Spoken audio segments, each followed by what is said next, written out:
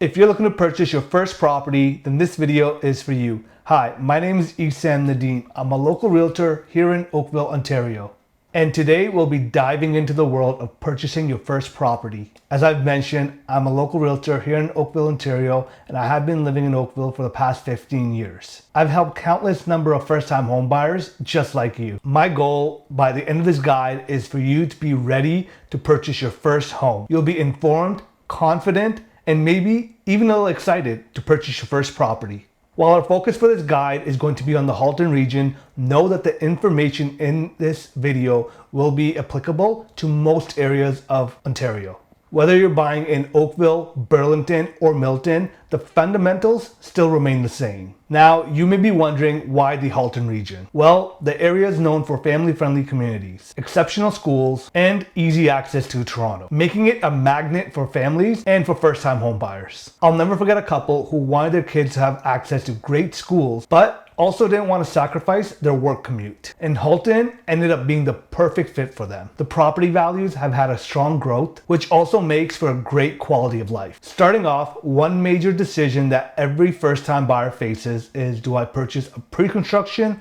or do I purchase a resale property? Well, there's no one answer that fits all here. It really depends on your lifestyle, your priorities, and financial consideration. Let me give you an example. A couple I worked with in the past had their heart set on a pre-construction. The major reason being because they want everything to be modern and move-in ready. The appeal of having shiny new features such as energy efficient appliances and the ability to customize the colors they wanted in the house was very strong. They also liked the fact that new builds came with builder warranties, offering them a peace of mind. But what they weren't looking at is that pre-construction also has its cons. For example, pre-con tends to be a bit more expensive than resale because you're paying for tomorrow's value today. And there's a lot of additional expenses for if you want to upgrade certain features in the house. One thing I usually like to tell my clients is if they're looking to purchase a pre-construction, that they must be flexible and expect delays. What I mean by that is most likely you will have delays when it comes to a pre-construction project. Construction timelines are notorious for being pushed out. So if you have a project that you're purchasing and let's say the closing is expected to be in March of next year, expect a couple of months of delay. You want to make sure that you have a backup in mind for in case you don't get the home for the month that you're expecting to receive it. And on the other hand, there is resale. I have many clients who prefer to stick to resale and not touch pre-construction. Myself, I'm in that boat as well. I'm a huge advocate for resale and I think there are a lot more benefits to it as compared to pre-construction. First off, older homes tend to have larger lot sizes and mature landscaping. They tend to be in a more mature neighborhood with trees, and that gives it a bit more character. I've walked into homes with clients who have said that the backyard is bigger than the condo that they live in. And these homes are located in established neighborhoods with great schools, parks, and essential services like grocery stores, which are already set up. Plus, the nice thing is you have the ability to negotiate on the price. And another positive is that the closing date that you set for the property is the day that you get the keys. So there's a lot less chances of there being delays on the property. But again, resale also has its cons as well. With resale, there are a lot of homes that are a bit outdated. So they may not have the new bells and whistles that newer homes have. Just know that you may have to put in a bit of time and money into making the home the way that you'd want it to be. However, I do think it's still better than a pre-construction because the layout and the room sizes tend to be bigger compared to pre-construction, especially the new builds that are being built in today's market. Next up is understanding the data. One of the first things I like to point out is timing the market is generally not a good idea. Even experts who do this for a living get it wrong more often than you think. Markets are constantly fluctuating due to various factors. And waiting for that perfect opportunity can have you missing out on good opportunities. So instead, what I like to say is make the move based off lifestyle changes as opposed to the short-term market conditions. Also, another thing I like to point out is when you're purchasing your first property or even your next one, you should aim to have that property for a minimum of 5 years. If it's less than 5 years, I generally don't recommend purchasing the property. I think you're better off just renting. But if you're going to purchase the property, plan to stay in it for a minimum of 5 years. Ideally, I'd say 10, but a minimum of 5 years. The reason for that is because first, the transaction cost within real estate is very high. And secondly, in the first 5 years of you owning your home, most of your mortgage payments are actually going towards your interest and not the principal. So what we're gonna do is we're gonna hop over onto TREB's Market Watch report, where we're gonna go over the real estate market data that's released every month by the TREB Real Estate Board. We're gonna go through it. I'm gonna help explain every single section to you so that if you are looking at the report, you're able to interpret it and understand what that data is relaying. So here's the Market Watch report for September 2024. Again, as I mentioned, TREB releases this report every month. TREB is the Toronto Real Estate Board Association, and they release this every single month so you know how the market is doing. They compare the numbers to previous year and previous month. We're gonna scroll down to all home types, and we're gonna look at the Halton Region section. So first thing you'll see is sales. Sales is pretty explanatory. It just states the number of transactions that have happened during the month of September. Next up, there's average price and median price. I know most people tend to get a little confused as to what the difference between the two is. Well, the best way to explain it is the average is usually a weighted number and isn't always the most accurate, especially in areas with high price fluctuations. For example, if there are 10 values, each value holds 1/10 of the weight. This number can really be thrown off with extreme highs or extreme lows, making the average a little misleading in a volatile market. Median, on the other hand, doesn't look at the highest price or the lowest price, it looks at the middle price. This often tends to give a more clear picture of how the market is performing. So when looking at the median and the average, I generally say look at the median as it's a more accurate representation of the market as opposed to the average. And next up is new listings. New listings indicates the number of new properties that came onto the MLS board during the month. So we had 1,758 during the month of September. Next up is SNLR trend, which stands for sales to new listing ratio. The best way to explain SNLR trend is it simply indicates the type of market we're in. Is it a buyer's market, a seller's market, or a balanced market? When this ratio right here is above 60%, it indicates that we are in a buyer's market, meaning that buyers tend to have more negotiating power and a lot more inventory to choose from. Seller's market, on the other hand, is when the number is below 40%. Out of all of Halton Region, we have Oakville, which is in a seller's market at 37.5%. And a seller's market indicates that there's more competition and less options for buyers to choose from. And lastly is balanced market. A balanced market is if the number is between 40 and 60%, as we can see for most of the Halton region. A balanced market is when supply and demand are relatively equal. And then next up, we have active listings. Active listings is the number of listings that are currently active within the market. So if there were properties that were listed, let's say the month before September that didn't sell, that gets added on. So it accumulates on top. So there were 2,510 active listings for the month of September. And next up is months of inventory. Months of inventory simply indicates how fast things are moving in a particular area. So the faster things are selling within the market would mean that there is a lower number, and the slower things are selling in the market would indicate a higher number, so higher months of inventory. Next up is average sale price to list price. So if we have a home that's listed on the market for $1 million, and let's say it sells for $950,000, it's sold for 95% of the asking price. However, if the property sold for 1.1 million, then it sold for 110%. So 10% more than the asking price. Now, personally, I don't pay too much attention to this number when it's above 100, because it's a very common tactic for realtors to list properties below the market value, and that's just to get more activity or get more attention to the property, and then when it sells, it'll sell for market value itself or a bit over market value if there's a high interest in it. Well, I do pay attention to this number when it's below 100%. The reason for that is because sellers don't go into the market hoping or expecting to get less than the asking price. And the last two are average list days on market and average property days on market. The difference between the two is when you are on, let's say, House Sigma, Realtor.ca, one of those apps, and you'll see that the property's been on the market for, let's say, 20 days. That's most likely giving you the list days on market. It's not usually most accurate because there are tactics that realtors will use where they'll take the property off the market if they're doing a price reduction or even a price increase, and they'll relist it. So it doesn't give you the full property days on market, which PDOM does include. Now, I usually pay attention to the PDOM, which is the property days on market, because it gives you a more accurate representation as to how long the property really was on the market for. And then there is one last thing I like to point out, which isn't on the Market Watch report, but you will notice it when you're on, let's say, House Sigma, where you'll see that the property states that it's suspended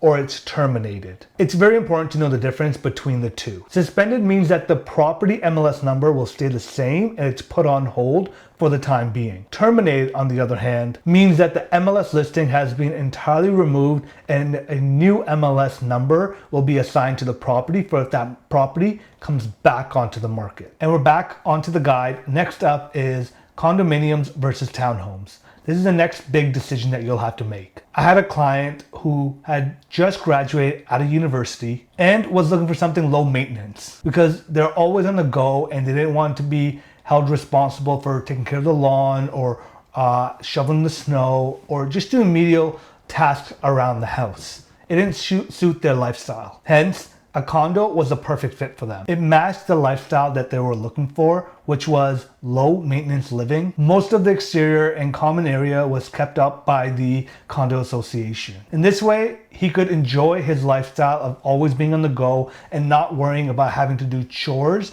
on the weekend. Now, that's great if it matches your lifestyle, if you're single, or even if you're a couple, then it can be great. However, there are drawbacks to living in a condominium as well. So condominiums tend to have maintenance fees or condo fees, as they're commonly referred to. And that usually covers the shared spaces, HVAC system, and security. Some of the older condominiums may also include utilities within that fee as well. While newer ones will tend to charge you separately for hydro and water or even heat. So this could actually make budgeting quite tricky. One thing I like to recommend is make sure you understand exactly what is covered within your maintenance fees. Now, apart from maintenance responsibilities and costs, there's also rules and regulations that you have to follow that are set by the condominium board for you to live within that condo.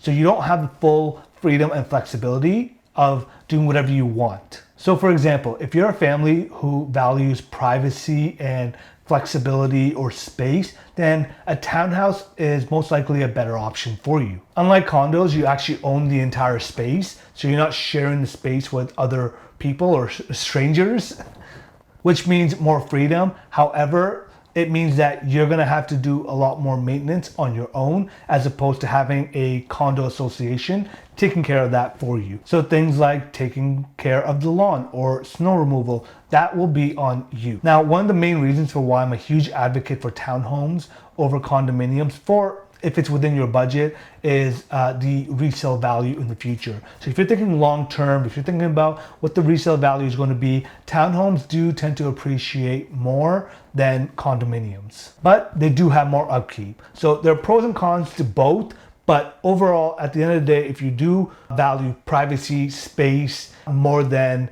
having a condo board taking care of that for you, then a townhouse is the way to go. But if you're on the go and you don't want to be taking care of chores or errands around your unit or your home, I should say, then a condominium may better suit your lifestyle. Now, next up is owner-occupied versus rented. If you're someone who's leaning more towards the condominium route as opposed to a townhome because it suits your lifestyle more, this is more so catered for you. Now, you're probably wondering, why does it matter if a building is owner-occupied or has a high number of renters living within it? Well, Let me share a quick story with you to help illustrate that. I once had a client that was looking at a condominium building that had a very high number of renters living within it. I suggested that they look into the status certificate and the rental trends of that building. What we found was that there was a high number of turnovers with renters in the building, which meant that there was less of a community feel within the condominium and more wear and tear within the common areas of the building. Now, if there's a condominium building that you're looking at and you're interested in, it has a high number of renters residing within it, I recommend staying away. Buildings with higher owner occupancy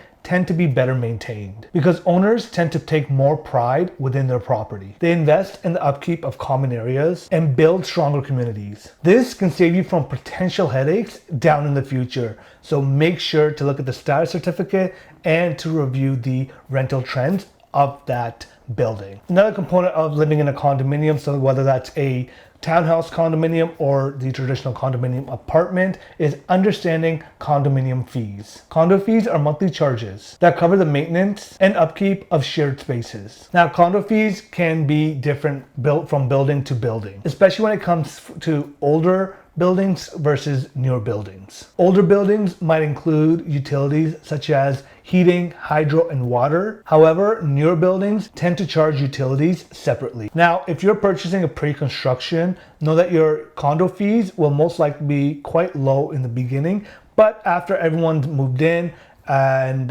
everyone's settled within the condo, then you will see a slight increase within the condo fees, and sometimes it could be significant. So it's just important to note that older units, condo fees do tend to be higher. With newer condos, you will have a low condo fee in the beginning. However, it can increase year over year or every couple of years. As a first-time home buyer, the government has come out with different incentives to help you get into the market. One of the most commonly and most effective program is the Home Buyers Plan, which allows you to take out a minimum of $35,000 to a maximum of $60,000 from your RSP, and you must pay it back in 15 years.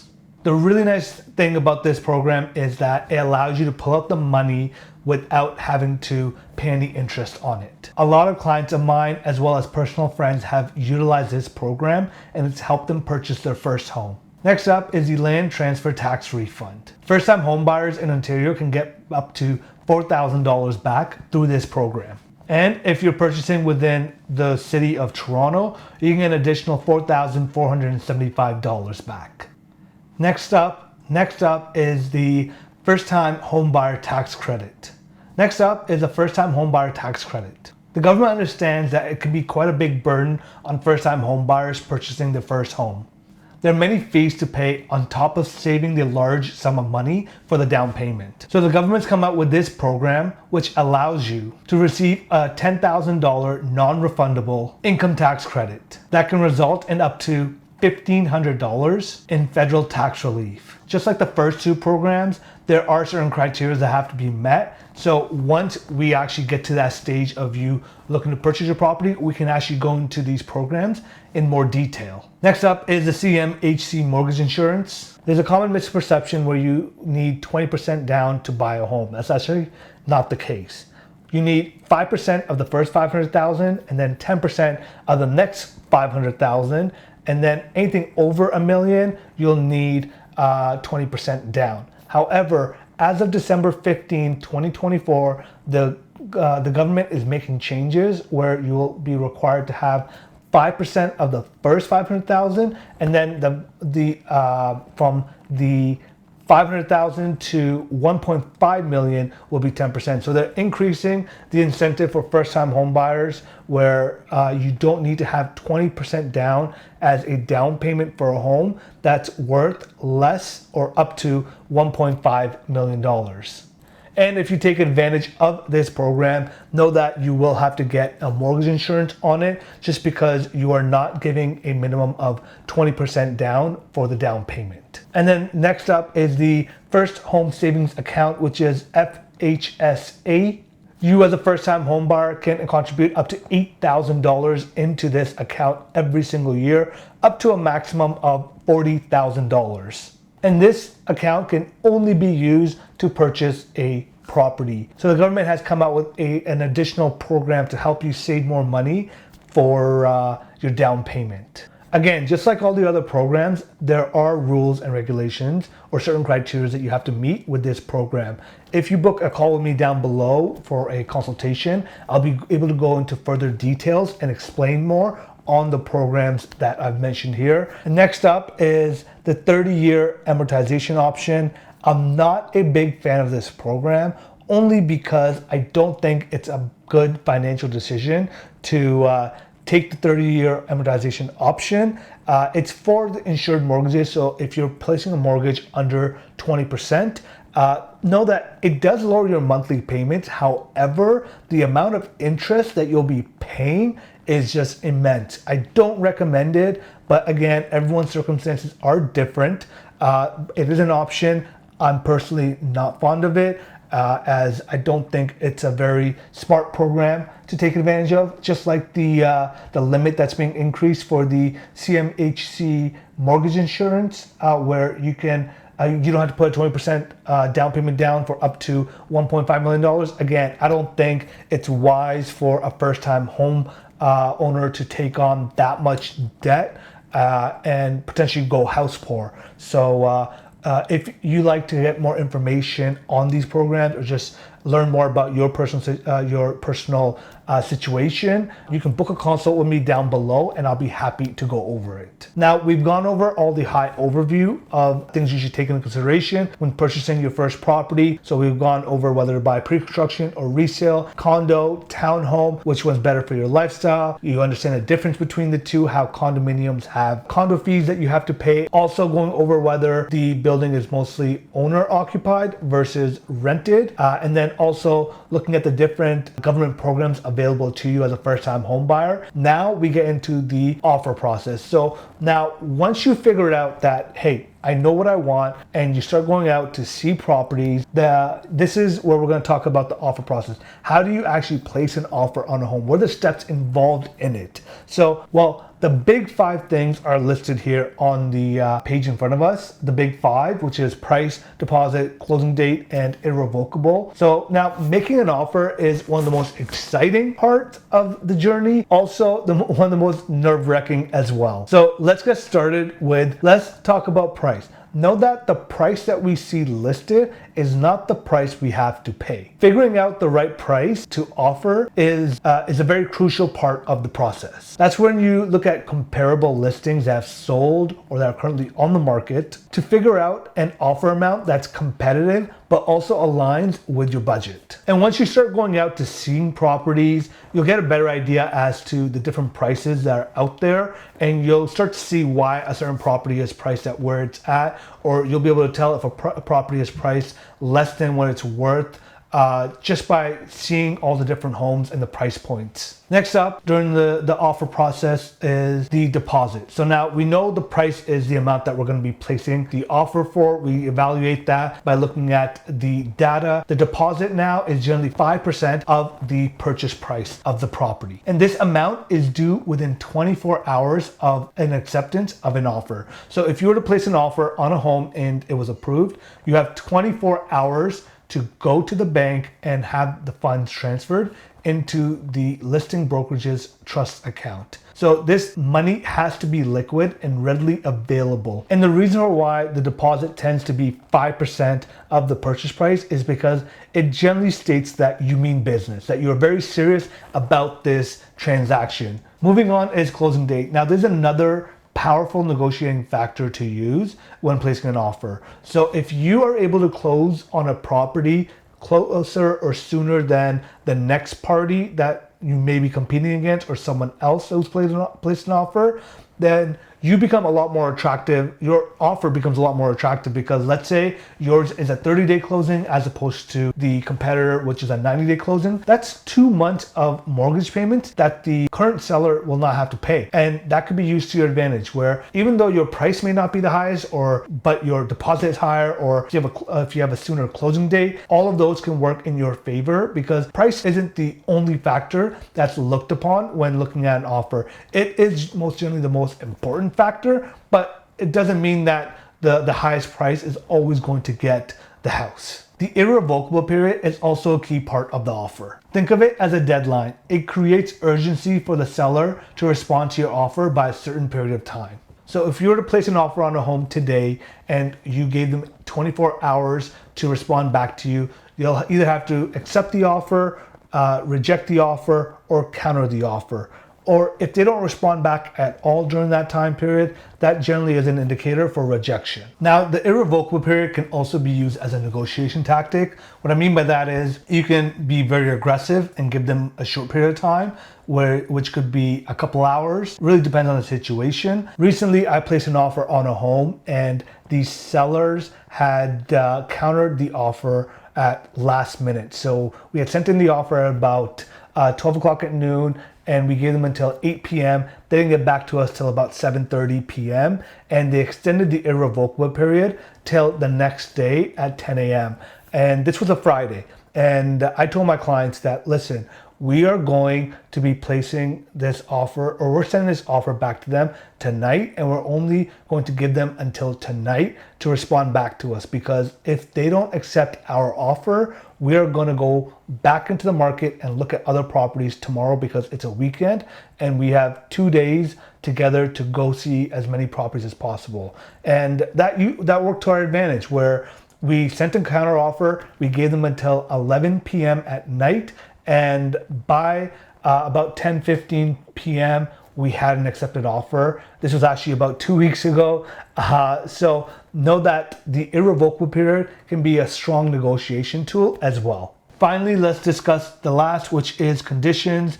And the most common conditions are financing and home inspection. But then if you're purchasing a condominium, then you always place a status certificate review inspection as well. The financing condition allows you to have a certain number of days to make sure that you are approved for the amount that we've placed, as well as the bank usually sends out a representative to go appraise the property to make sure that the price that we've offered matches the value that the appraiser believes the house is worth. The status review is typically looked at by the lawyer. They'll go through the entire status certificate, see if there's any red flags within it that we should be aware of, and that can usually make or break a deal. So your lawyer will be able to assist with that. And lastly is the inspection condition, where we have a home inspector come out and inspect the property.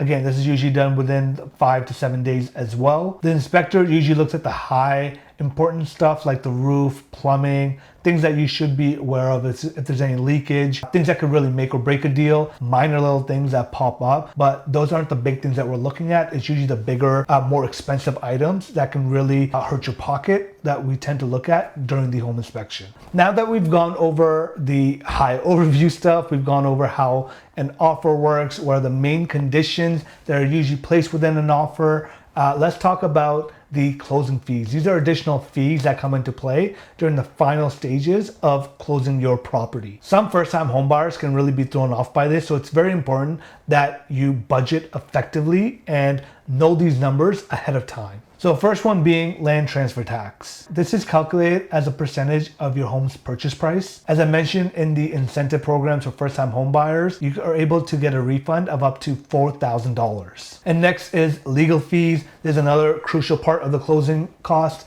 and they typically range from $1,500 to $2,000. These fees cover services such as title search, drafting purchase agreement, and other legal paperwork needed to complete the transaction. The fee can be higher if there are certain situations that the lawyer runs into, but for the most part, they are roughly around the $1,500 to $2,000. I usually recommend that you have a very strong or good lawyer helping you out during this process, and if you don't know of any, I'm always happy to share my contacts. Third up on the list is title insurance. It protects you from potential issues with your home's title. With all these fraud cases that we've been seeing over the past couple of years, I generally recommend it. It's usually around $200 to $500. I think it's worth it for that peace of mind that you'll have for the small fee that you pay. Fourth on the list is appraisal fee. Lenders often require appraisals to confirm the value of the home, and these fees can range anywhere from $300 to $500. And lastly is the CMHC insurance premium,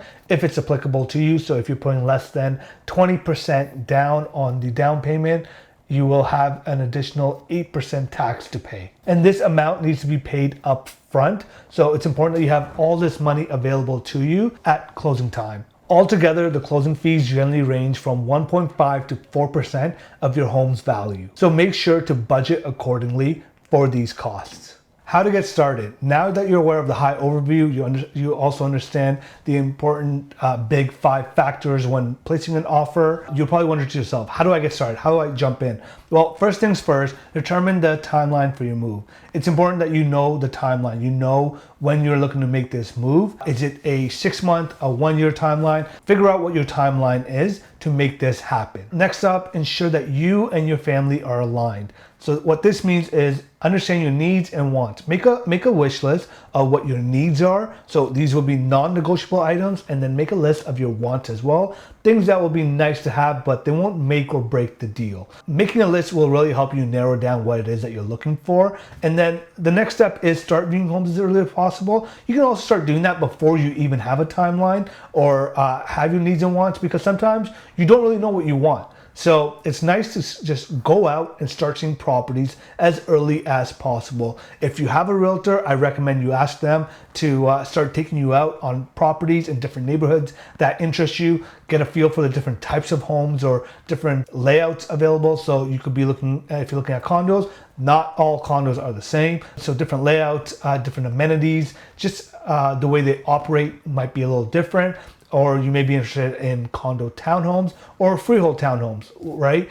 All that may fit within your budget. So it's best for you to go out and see those properties, get a feel for them, see what the layouts are like, see what the lifestyle is like, how the lawns look, or whether you even want a lawn, because there are 2-story townhomes, which are usually the traditional backyard basement, but then there's also 3-story townhomes, which don't have backyards at all. They usually have balconies. So there's so many different types of products out there, and you're not really gonna know what they're like unless you go out and see them. So even if your timeline is a year from now, I usually recommend that you go out and start seeing homes as early as possible. The process can really take a while, especially as a first-time home buyer. When you're making a big purchase for the first time, there's a lot of emotions involved. And you don't want to just wing it. You want to try to get as much information as possible before making that decision. So I usually recommend start going out and seeing properties as early as possible. If you have a realtor, I highly recommend you ask them. If not,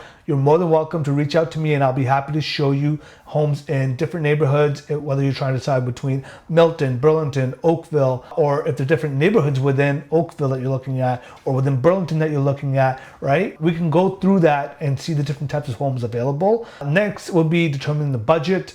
You determine the budget by visiting either the bank or the mortgage broker. So if you deal with your bank, you're more than happy, or you're more than welcome, I should say, to go visit them. However, I'm personally a fan of mortgage brokers as they have access to more products. So they're able to see what a large number of banks are offering as opposed to just one. And not all mortgage brokers get the same rates, and not all banks are offering the same rates as well. So I usually recommend checking out mortgage brokers, but again, if you have a good relationship with your bank and you want to go that way, you're more than welcome to. And then next up is learning about current market conditions. Now that you know how to interpret the data within the TREB Market Watch report, you can go in and see what the data is, interpret it, understand it, and if you have questions, you're more than welcome to reach out, but just get a better understanding of how the market is performing, and then really just start to narrow down on your search once you know the area and the type of home that you want to purchase. Again, this process can take a while. It doesn't just happen overnight.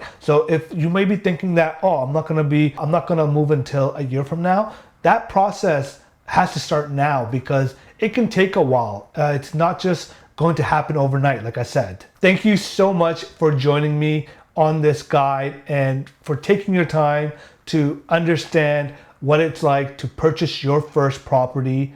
I hope you're excited and this guide makes you want to jump up and say, you know what, I'm ready to do this. I've been wanting to move for a while, or I've been looking to purchase my first property, but I've been unsure as to where to get started, what to do. I hope this provided you some insight into starting this journey. One thing I will highly recommend is this property that you look to purchase. Just know that it should be a long-term perspective, not a short-term. So what I mean is, if you're looking at less than 5 years, I don't recommend it. The cost of transacting with real estate is not like stocks. Transaction costs are very high. So I highly recommend that you look at a long-term perspective, look at least 5 to 7 years in the future, and try to look for a property that doesn't just serve you now, but can serve you for that 5 to 7 years in time. If you have any questions or find yourself looking for more personal advice, then please feel free to reach out to me. You can call me, you can text me, you can email me, or you can book a consult with me down below. Thank you very much for your time, and I wish you all the best with your first time home buying journey.